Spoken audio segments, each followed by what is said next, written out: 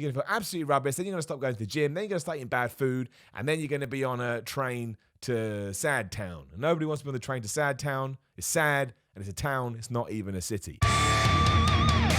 We all know that lifting weights is hard, trying to build muscle is hard, trying to get ripped is hard. It drives you absolutely crazy. It sends your mind all over the place because you just want to be a big, muscly guy, all like, oh yeah, look at me, and yet there's 1,000 things getting in your way. However, sometimes you can break this ship down and you can try and actually quite it's never a basic thing to do. There's always a certain amount of complexity to it, but there are simple things that you can incorporate into any program, especially if you're a beginner and you're trying to wade through these nuts waters that will indeed help you to build muscle. You're not going to turn into Arnold Schwarzenegger. You're not going to turn into Triple H, but it will help your physique, it will help your body, and it will take you on the path to Gainestown, which I massively regret saying. My name is Simon Miller. Please do hit the subscribe button. Please smash that like button, as they say. Smash away. YouTube's obsessed with it right now. But yes, this is 10 really simple things you can do for maximum muscle gain. Number 10 is eat. Now, I know if you're like an experienced lifter, you've already rolled your eyes. You probably clicked off the video. That's fine. These are for the people that keep talking to me in the comments about food and how much food they need to eat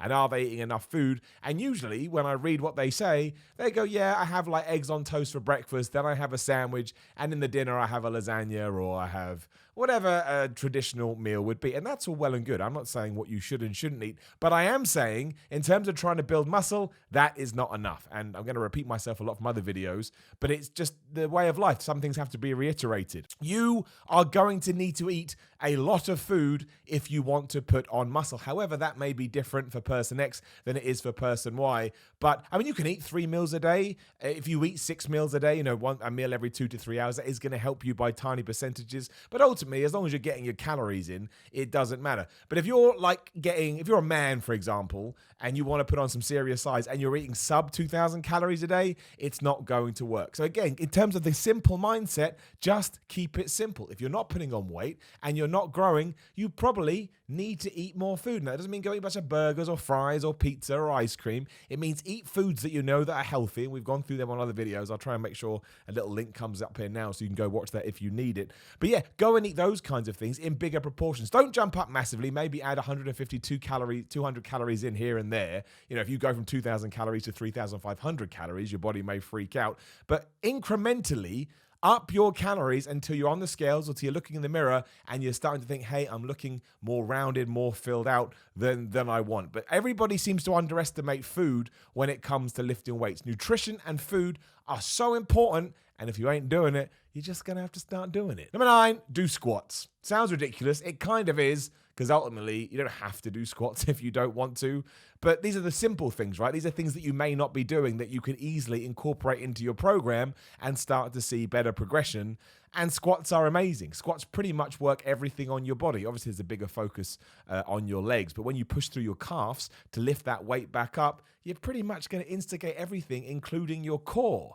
And I know squats suck. I know working legs sucks in general. Nobody likes working legs. If you're doing them right, and what I mean by that is not loading the bar up with hundreds of kilograms worth of plates and then doing a little squat like this. I mean, finding the right strength and form for you so you can all the way down and all the way back up. Not only are you going to see good progression with your legs, but your overall body will start to look better. And they do say, I mean, it must be tiny, but they do say that when you work your legs, your body sends testosterone going all over the place. I mean, it's probably like 0.01% of testosterone, because I'm pretty sure any kind of exercise will raise it a little bit, or actually can decrease it too. But that's what they say. I wouldn't worry about that. The reason I would do them is because it's a nice, simple exercise. Same with deadlifts. The simple exercises are the best one. The squat is put that weight on your shoulders and go to the floor and get back up. And a deadlift, I mean, the clue is in the title. Lift up that dead weight. It's going to work. Number 8 goes the complete opposite end of the way, and rest. If you are running yourself into the ground and you're training every day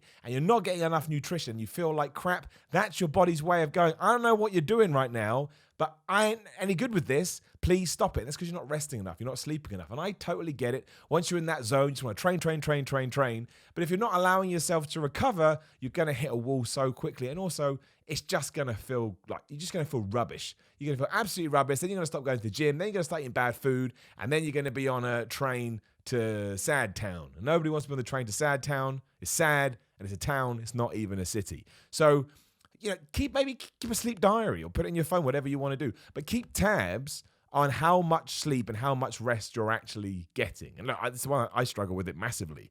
But you want to, ideally 8 hours, 6 hours, not so bad. But 8 hours is what you want. And if you're going to bed late and getting up early, and you can feel your body telling you otherwise, just make sure you start getting more sleep. How easy is that? Doesn't cost anything. You're going to do it at some point in the day anyway. Just try and grab an extra hour here or there, and it's going to help you lifting weight. Number 7, just have one extra protein shake a day. How easy is that? How simple is that? What a great way to start. So if you are going to the gym and you think, again, you're not exactly getting to where you need to be and you think your protein may be a little bit low, maybe you're not even having a protein supplement right now, which is cool, not essential by any stretch of the imagination, but not only will it increase your protein levels, which of course you do need if you want your muscles to grow, but it goes back into the first part, you're going to get more calories. Don't go on a weight gainer shake.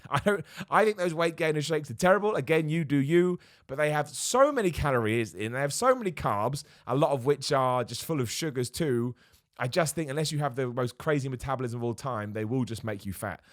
Some of them have like 1,500 calories in one shake. So imagine you have a normal meal and then you supplement it with a whey. Oh man, it boggles the mind. But one extra whey protein or pea protein or vegan protein or egg protein or beef protein, whatever the hell you want a day. Again, it's a really simple thing. It's a really easy step to take, which you don't even have to put that thought into. It's going to take you 3 minutes to drink that, but it may just get you over these little humps and just get you to wherever you need to be. One protein extra shake is not going to do that, but hopefully with everything else you're incorporating, it means you're making positive steps. Number 6, start doing drop sets and supersets. I don't want to come across as patronizing here. Again, I'm just going mainly off comments and things that people have said to me. But when I've mentioned this in the past, a few people have gone, oh, I don't know what that is. So I thought, hey, okay, we're talking about simple things to do in the gym. This is one of the simplest. If you have hit a plateau, a barrier, a blockade, let's say you're doing, bench press. You're doing a bench press, right?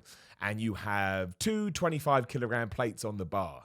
So, you're doing it, you get to your big rep, you hit failure, you push. All you got to do is you can run to either end of the bar, take off one plate from either side, so obviously now the weight is less, and you can keep going. And that's called a drop set. And it means you can just bust out a few more reps within the frame of the set that you're already doing to try and tear up that muscle a little bit more, and meaning that you're going to work or you're going to be you would just kicked your ass, right? You would have kicked your own ass. Last week you didn't do that. Now you've introduced a drop set, so you are indeed working harder. And that's the same with superset. You've done your bench press, you finished it off. Maybe you run over to the cables, and as soon as you're done, or as soon as you can get over there, you start doing a set of those too, maybe on a lighter weight because you're going to be fatigued, and that's going to surprise your muscles as well. And never forget, your body and your brain are really, really clever. And the more you do something, the more it will get used to it, and it will stop.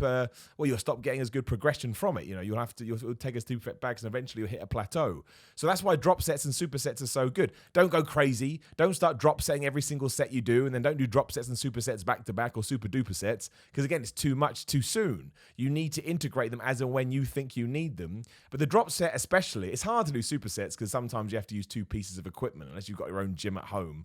Who the hell can get away from that? But drop sets can be done anywhere. They can be done on machines. They can be done on hammer strength machines. Obviously, they can be with plates because you just take them off by yourself. And believe you me, if you feel like you're not getting the burn in your muscles, add in a few drop sets and you'll want to rip your own head off. Number 5, focus on the negative part of the rep. Something else I've mentioned a few times and got a few eyebrows, so I thought we'll talk about it here.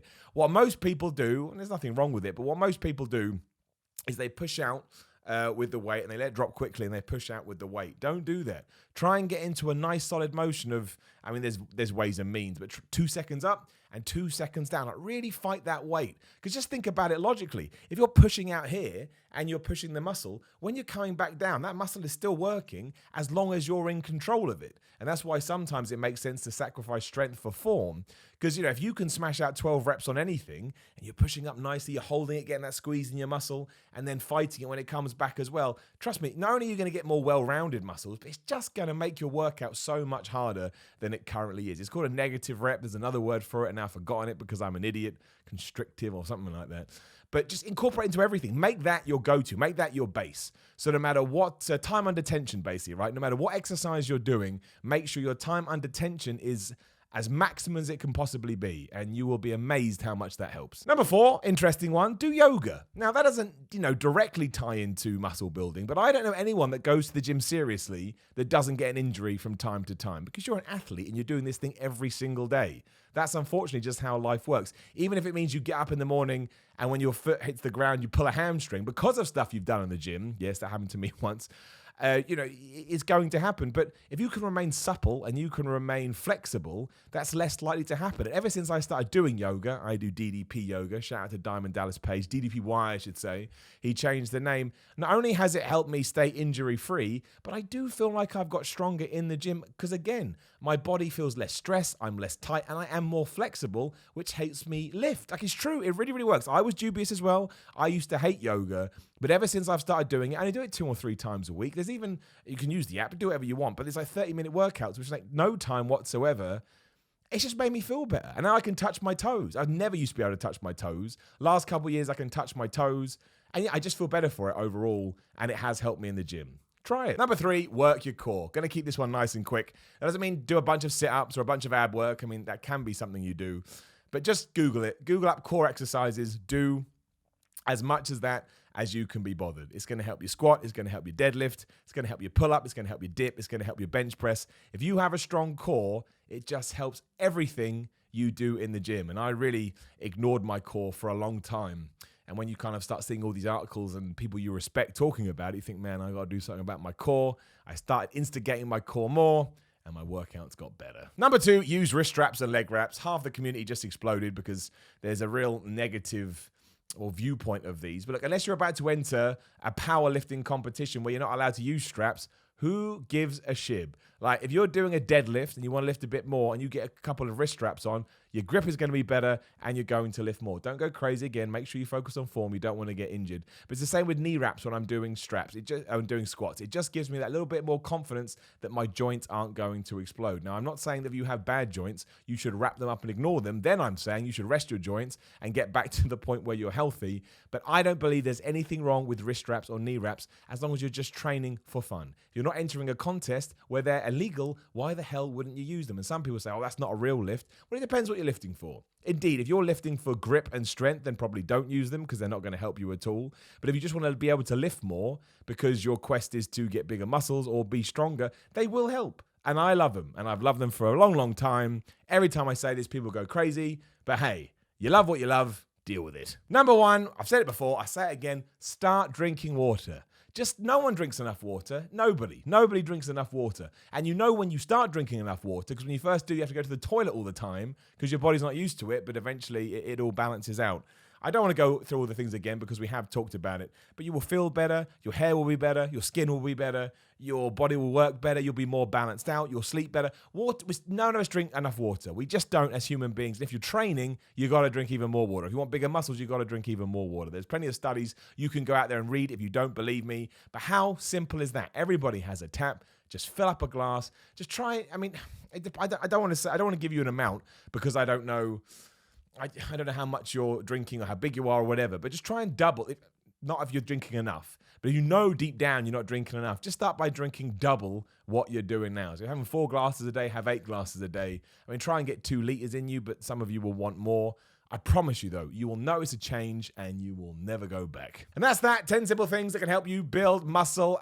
Leave all your comments below. Some of you will be happy. Some of you will be mad. That's always what happens. Like the video, share the video, subscribe. Please hit that subscribe button. I got a Patreon, patreon.com/summer316 if you'd like to support financially, which I would appreciate. But otherwise, see you when I see you.